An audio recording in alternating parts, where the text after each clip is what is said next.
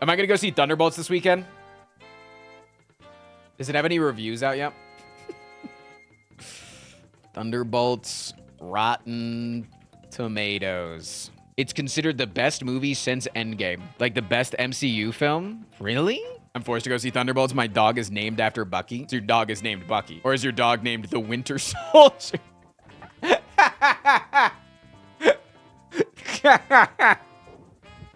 That'd be hardcore, man. Like, don't get me wrong. Over the weekend, we were all talking about who our #1 celebrity crushes would be. And it was a claiming system so that if you claimed one person, the other person couldn't claim them. I claimed Florence Pugh and it made August really jealous. So, don't get me wrong. I do kind of want to go see it for her. I also do like, I not only like Bucky Barnes, just in general, I like the character Bucky Barnes, but I actually really like the actor that is playing the new Captain America guy that's now Iron Patriot, whatever the fuck. That guy's just a good actor. I like him. I just don't remember his name. Is that Kurt Russell's son? Really? How do you have a crush on a celebrity? They're attractive, and also you suspend disbelief. I don't know. What do you mean? I think it's really easy to have a crush on a celebrity. Like, my #1 celebrity crush is Pedro Pascal, and I don't think that there's any justifying that. But you don't know them? One in the chat if you would go on a date with me. See? But you don't know me, chat. Free dinner, sucker. No, but you can have a crush on people that you... Motherfucker, you think that the people that you have a crush on in real life, that you know them yet? One in the chat if you've broken up with somebody because you realized that the person that you had a crush on wasn't the same person that you started dating with. Like, you started dating. That's how that fucking works, man. What the hell? That's how crushes work. You're attracted to what your image of them are, and then you sometimes then advance that, and then you're like, damn, it's not the same. Y'all get crushes on people that you don't know? Yeah. Multiple things. Multiple facets, right? Things that you can find attractive about people. One, physical looks. When people are in movies, oftentimes they look better than normal, or they're, you know, dolled up to look a certain way, right? And sometimes they might, like, if you're really into goth girls, and then you watch a movie where Florence Pugh is like a goth baddie, you're like, oh shit. Oh, I'm really into girls that are like really independent and promiscuous. Then you watch Oppenheimer and you're like, oh, Florence Pugh is being all promiscuous. That's really hot as well. Also boobs. So you get like an image of who they are. But then also if you see like a really good acting performance, another thing that you can find attractive about people is when they have a good talent, right? You ever see somebody like play an instrument and you're like, damn, that person's like that's a really attractive talent. Acting is also a really attractive talent. So you're like, damn, they look really good.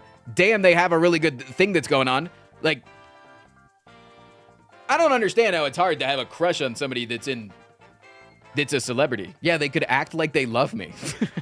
That's like two things. That's what crushes are fucking based on, man! What the hell? That's what do you mean that's just two things? Motherfucker, I'll meet somebody and I'm like, damn, they kind of smiled cutely. And also, when they said hi to me, they made eye contact. Now I have a crush on them. Like, these are not things that I'm attracted to in people, I guess. Yeah, no, if you're not attracted to celebrities, that's perfectly fine. If you don't have a crush on a celebrity, that's okay. I know that I won't have crush on celebrities because they won't listen to my hyperfixations. Oh, then you just need to date the girl from Daredevil because she was teaching John Bernthal D&D. I think she would listen to your hyperfixations. Deborah Ann Wool, my celebrity crush. I don't think I can have somebody with the same name as my mother. So you just need to find people that are into what you're into. I'm into Jesus and that's how I found my wife. Congratulations. The Jesus Fan Club. Wait, where do we go if we're looking to congregate with the Jesus Fan Club, guys? Things are heating up in the Bible fandom. Why do you stay in the STS section when you're not playing Slay the Spire? When you're just chatting? Because I don't like being in the just chatting section. The just chatting section is filled with bots and racist people. The people that come into your stream from the just chatting section. There's very few people that you're ever gonna get that are just browsing the just chatting section and going, oh, I'm looking for a new just chatting streamer to watch. Most of the people that are browsing the just chatting section are there to just mess with all of the streamers and to say some outlandish shit, to get a rise out of people. There's a bunch of bots in the just chatting section. Just chatting is just a fucking hellhole. If I'm doing a whole ass stream, like when I'm doing like IRL streams and stuff, then I'll go in the just chatting section. But if I'm just chilling before I get into content, I'm just gonna be in the game that I'm gonna play. Protects my audience a little bit. I care about you or whatever.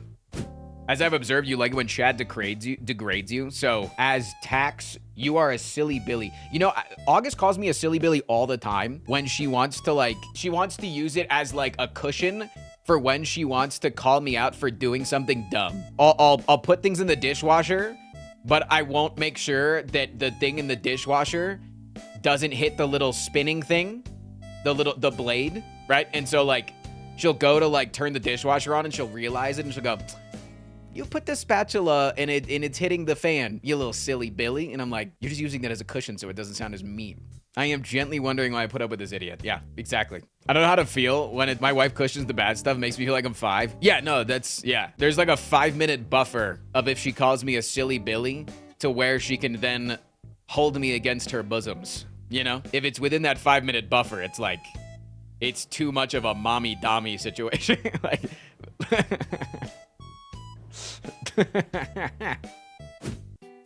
how soon will you be canceled for owning a Tesla? One in the chat if I'm canceled for owning a Tesla right now. You're fine unless it's a Cybertruck. Then you're fucked. I'm not even canceled for that. I'm just gonna crash. Dude, I've been looking at other electric cars lately. I'm not gonna get one. I cannot afford to get another car right now. But there are some fucking cool ones out there, man. The Ioniq 5, super cool.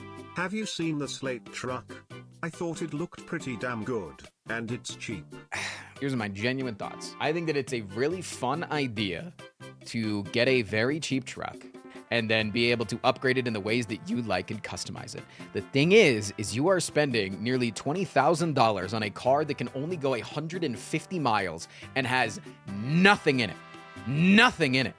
Versus you can spend the equivalent and get like a Toyota Corolla. And like those cars have really good features and really good miles per gallon. Like if you specifically want a truck or you like really want an EV, but like 150 miles, man. I'm not a person that's huge on like range anxiety, right? I'm not big on the range anxiety train, but 150 miles is just a little bit too little, man. I like the, what's the other one? The Tallow? Is that what it's called? The Tallow truck? The Tallow looks ugly as fuck, but it's like got a bit more there. This thing looks ugly as shit, but it gets this shit, 350 miles, and it's the same size as the Slate truck. What's the fucking price on it? They're gonna start at 34,000. So it's definitely almost double the price. But also, like, I genuinely think that the price of the Slate truck is like really gonna build up fast. Because you're going to want so many little things. You're going to be like, okay, I do want the back cab. I do want the powered windows. I do want this. I want that. Why do all cars look so bad now? Well, their objective was to build essentially an electric K truck that's actually safe. I think that they definitely achieved in that. It does look ugly as fuck. The Slate's all about the upgrades. Yeah, exactly. I think the idea of the Slate is really good, but getting base 150 miles of range on truck. Like trucks are supposed to be adventuring vehicles / work vehicles. You're not doing either of those on 150 miles. The extremely sad reality is that China's EV market is bursting with incredibly affordable, super fancy cars that we will never get to buy because the US government won't allow it through trade embargo and like 200% tariffs on them. A top-of-the-line, completely loaded 7-passenger EV SUV from China costs less than a Cybertruck. Sag. Yeah. Did you see the new VW bus? It looks so cool, but yeah, again, just doesn't have the range. The Tello looks pretty neat, not gonna lie. Yeah, if you can get past its fucking ugliness, man. I'm gonna be real, I don't give a fuck what my car looks like as long as it's efficient. Kind of agreed. The only thing that I give a shit about is color. I think if you get an ugly colored car, it's fucking over. I would not give a fuck myself, but valid. Like, I just don't think that I could get like a piss yellow. Piss yellow, probably I wouldn't fuck with. No driving puke green. Yeah. Dude, honestly, like legitimately, my favorite colored car that I've ever seen is the fucking car that I want. The Rivian R3. This. And this is Rivian's color. Like, this is their company's color. I think this is the most beautiful color for a car. This is my dream car, is the Rivian R3. This is what I want. The interior color is not my favorite. Hopefully they'll have some changes, but I love that exterior. That exterior is so fucking beautiful in my opinion. How much is this? So they don't even have prices for this yet, but it's estimated to be in the low 30s. The Rivian right now is working on their R2, and that's supposed to come out, I think, supposed to drop by the end of the year. And yeah, and the R2 is gonna start at 45, which for an SUV is not the worst, especially with how good Rivians tend to be. Looks like a soccer mom car. Dude, there's a new electric van that has a built-in vacuum. The hose can reach any part of the car. That shit's cool as shit. And all the TVs in the back have Fire TV installed. Makes me want to be a mom, dude. He's an arsonist on a noble quest to escape the wrath of the IRS. He's got conflicting positions in the endless fight for queer folks and a